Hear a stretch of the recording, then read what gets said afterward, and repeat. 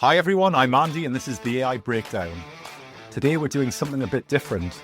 Instead of reacting to a product launch or a funding round, we're looking at the Stanford Emerging Technology Review 2026, specifically its AI chapter.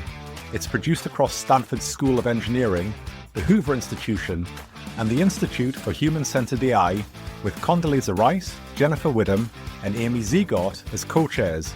And it's very deliberately trying to inform rather than advocate. That matters. Because if you're a CTO, founder, or technology leader trying to make sensible decisions right now, the useful signal is hard to find. What the report offers here is an independent audit of where AI actually stands, what's real, what's fragile, what's strategically important, and what policy shifts are changing the ground under your feet. So in this episode, I want to pull out the parts that deserve serious attention, the gap between AI's foundational importance and its current limitations, the overhyped story around agents, the hollowing out of the research pipeline, and the governance and legal changes that should be affecting decisions your organization is making today.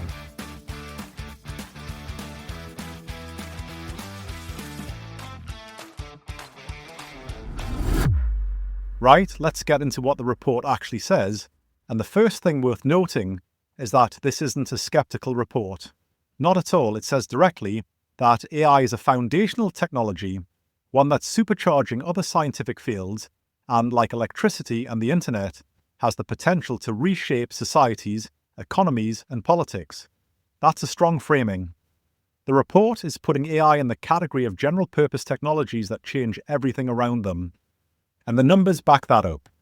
The global AI market hit $244 billion in 2025. Private investment in AI startups reached $150 billion in 2024, a new high. One forecast cited in the report estimates generative AI could add $7 trillion to global GDP over a decade if widely adopted. Point being, this report isn't pouring cold water on the hype. It's saying this is real and it's big. But here's the tension I think too many AI conversations still dodge. We're treating AI as strategically inevitable before we've made it operationally dependable. That's the real gap this report surfaces. The report is essentially saying, yes, this is foundational, yes, it will matter enormously, and yes, the systems are still unreliable in ways that would be unacceptable in most serious operating environments. And it's not just about accuracy. Training a frontier model like GPT-4 consumes around 50 million kilowatt hours of electricity, roughly what 4,500 US homes use in a year. These are expensive systems to run, and they come with well-documented problems, things like lack of explainability, bias, vulnerability to attacks, and hallucinations. One example from the report, a Stanford professor asked an AI system to list 10 of her publications. It returned 5 real ones and 5 invented ones, with convincing titles and summaries. When she flagged the fake entries, the model just generated 2 new fake ones. But sometimes it goes beyond getting things wrong. Sometimes AI actively does things you've explicitly told it not to.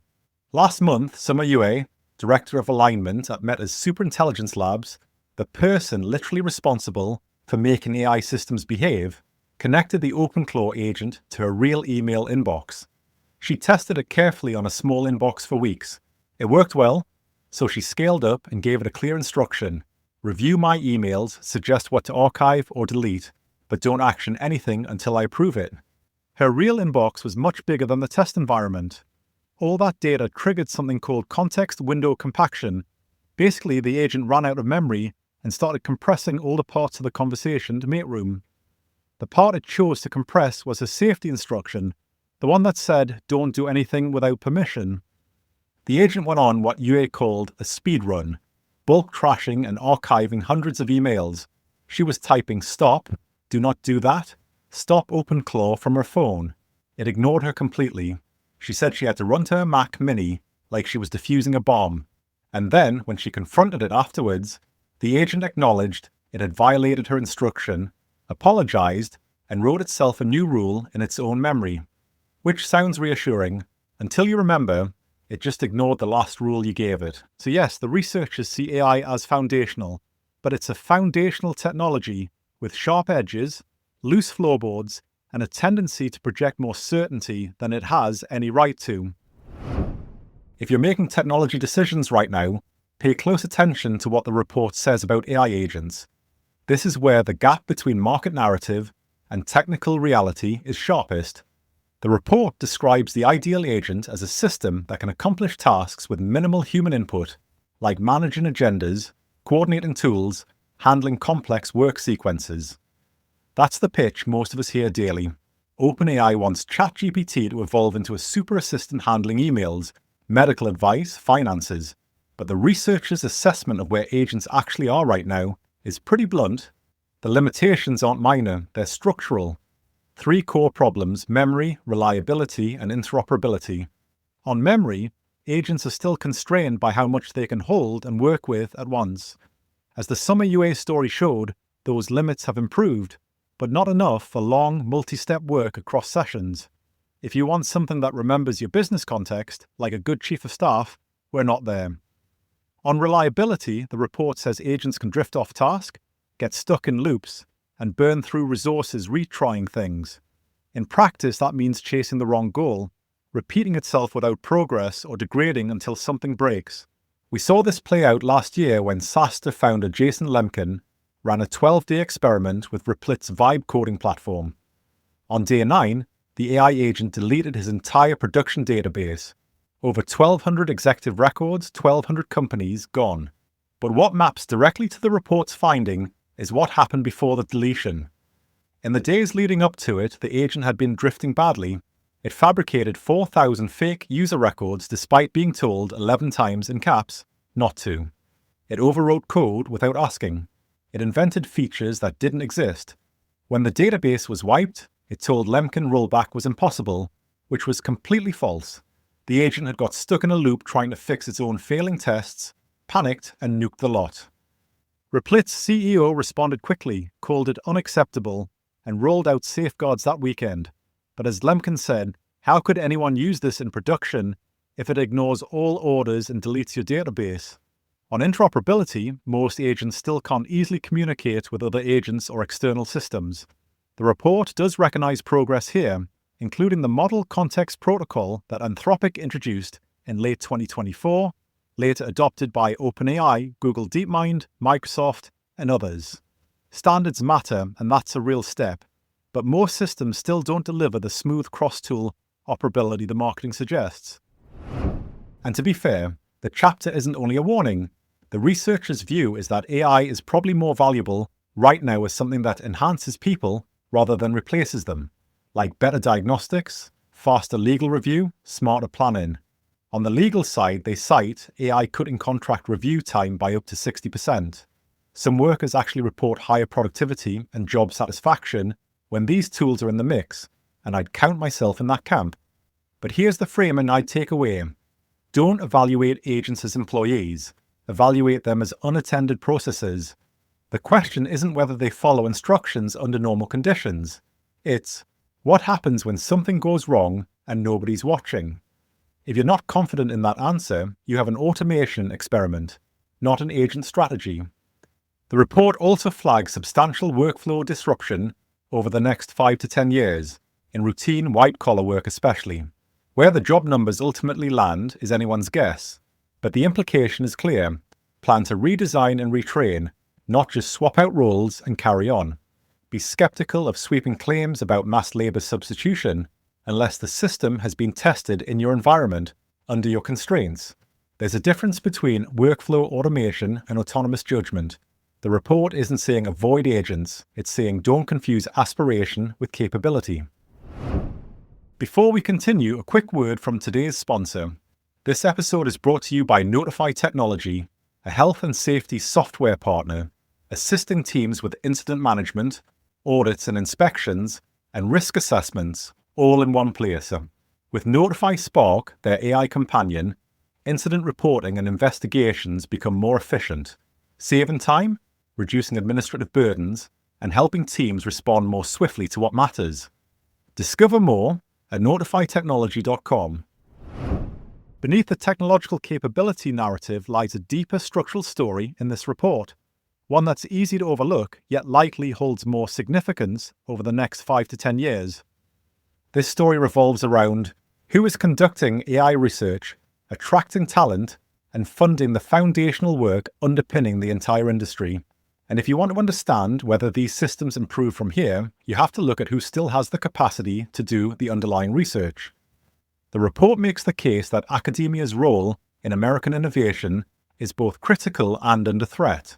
It's a useful reminder that today's AI revolution has its roots in university research going back 50 years. Neural networks weren't born in a product lab. And the argument is simple. If universities and national laboratories lose their capacity for that kind of foundational work, there's no obvious fallback. These are the institutions that do the underlying research, work whose payoff might be years or decades away, and which private capital has little appetite to bankroll on its own. The funding landscape is bleak. Federal R&D funding as a share of GDP fell from 1.86% in 1964 to 0.66% in 2016. The report reminds us that the United States once led the world in GDP spending on science and research and has since fallen to 8th place. It also points out that the CHIPS and Science Act aimed to reverse this trend, but increases were later eliminated, and current budget proposals suggest further cuts to the National Science Foundation and National Institutes of Health. When it comes to the AI talent pool, the big concern is that the United States is consuming its seed corn.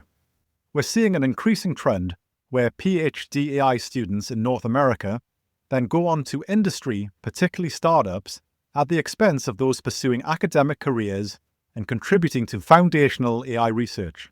The report's point isn't that industry is detrimental, but that concentrating talent, compute, data, and frontier models in a handful of companies makes it increasingly hard to do serious research anywhere else. It's about the imbalance. And to illustrate it, the report cites a striking compute comparison from 2024. Princeton purchased 300 advanced NVIDIA chips for around $9 million, while Meta was planning to acquire 350,000 similar chips for roughly $10 billion. That gap tells you everything. The researchers' point is blunt. The resources needed to build and train models at the level of GPT-4 have simply moved beyond what research universities can realistically pull together. That makes independent oversight harder and next-generation training even harder. The international picture doesn't help. China is essentially running the same playbook the US built its dominance on, pouring money into fundamental research, concentrating talent in universities. And it's working. China's basic research investment is growing 6 times faster than America's. And if that holds, the researchers reckon China overtakes the US in basic R&D spending before the end of the decade. The takeaway is simple. Fresh ideas don't come from product roadmaps alone. They come from a broader ecosystem that can afford to think long-term without a commercial agenda. I'd go further. If foundational AI research keeps collapsing into a handful of firms, this stops being just an innovation problem and becomes a market-shaping one. Fewer independent breakthroughs, fewer independent critiques, a much narrower group of people deciding what progress even looks like. That's bad science, and it's bad strategy for anyone sitting outside that inner circle. And the tricky thing is, you won't feel it immediately, but in 5 or 10 years, it shows up: slower breakthroughs, less scrutiny, more concentrated power, and fewer outsiders with any real ability to challenge the direction of the field. The governance section of the report is worth dwelling on because it captures something real that's happening right now, not just a policy shift, but a mood shift. Look at the international summits. Bletchley in 2023 was about safety and cooperation around the risks of advanced AI. Seoul in 2024 stayed in that lane, with more focus on making national approaches work together. But by the Paris AI Action Summit in 2025, the tone had changed. Innovation and industrial adoption were front and center. Safety wasn't gone, but it wasn't leading. The same things happened domestically in the States. Trump moved quickly to rescind Biden's executive order 14,110, the safe, secure, and reliable AI one, and replaced it with something called Removing Barriers to American Leadership in Artificial Intelligence. By August 2025, that had become a full AI action plan: faster innovation, domestic infrastructure build-out, a more assertive international posture. Whether that's a sensible correction or an overcorrection probably depends on where you sit. But the direction of travel is clear. Here's where it gets complicated though. While Washington's talking about removing barriers, the states are busy adding them. Colorado's got an AI Act that puts real obligations on developers and deployers of high-risk systems. Texas has legislation prohibiting AI used for manipulation, discrimination, or deepfakes. California's pushing for disclosure of training data. So you've got federal rhetoric pulling one way, state legislation pulling another, and global standards diverging in the middle. And here's my read on what that actually means. Governance has stopped being a policy sidebar. It's now a product variable. When federal policy is pro-speed, states are writing their own rules, and international standards are fragmenting. Compliance isn't something you bolt on after launch. It shapes what you build, where you launch it, and how much localization you can afford. If you're running client-facing systems, hiring tools, or anything touching a regulated workflow across multiple jurisdictions, you're already living this.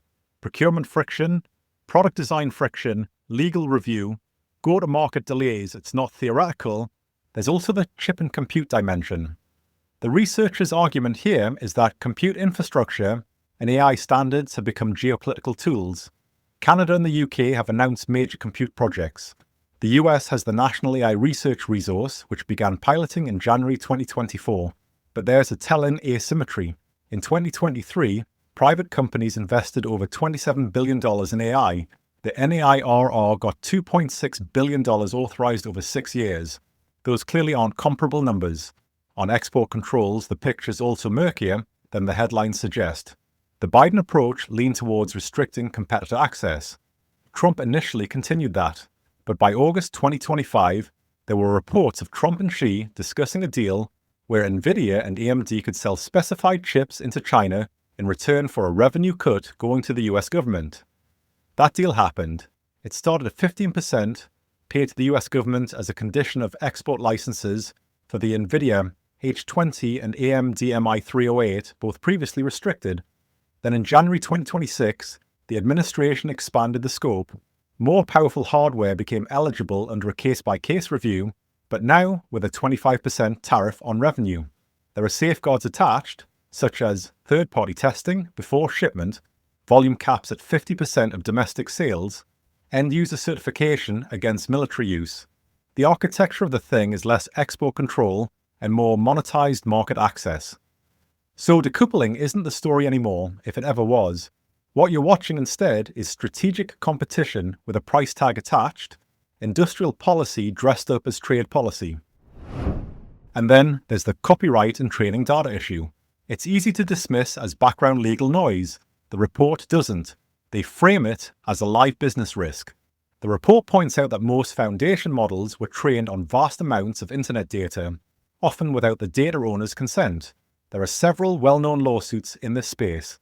Getty Images versus Stability AI, the New York Times versus OpenAI and Microsoft, music label cases against Suno and Udio. But the most telling detail is the Anthropic settlement. It signals that the legality of training on public web data is still very much unresolved. By September 2025, Anthropic had agreed to a $1.5 billion settlement over a class action brought by authors and publishers. However, the settlement was only reached after a June 2025 summary judgment by Judge William Alsup, which created a sharp legal divide. He ruled that training AI on legally acquired books is exceedingly transformative, fair use. But training on pirated shadow libraries is clear copyright infringement. Facing potential statutory damages of over $1 trillion for the pirated data, Anthropic chose to settle rather than risk a trial. So, while the law on learning from data is now clearer, the settlement simply ensured that AI companies must pay a heavy price if they don't source that data legally. And something is shifting on the other side of this. Faced with billion-dollar exposure, the frontier labs have started writing checks, proper ones. Earlier this month, News Corp signed a multi-year deal with Meta worth up to $50 million a year, covering archive and live content from its US and UK titles. Around the same time, Reach, which owns the Mirror and the Express, struck a usage-based deal with Amazon for its Nova AI model and Alexa. compensation tied directly to how much the content gets used. Also, in 2025, the New York Times signed with Amazon, The Guardian and Washington Post signed with OpenAI, and Meta followed up in December with 7 more deals covering CNN, Fox News, and others. OpenAI alone now has dozens of publisher agreements globally. So the market is moving, not fast enough for some publishers, but the direction of travel is clear. Licensed data is becoming the cleaner option, and the lawsuit risk is accelerating that.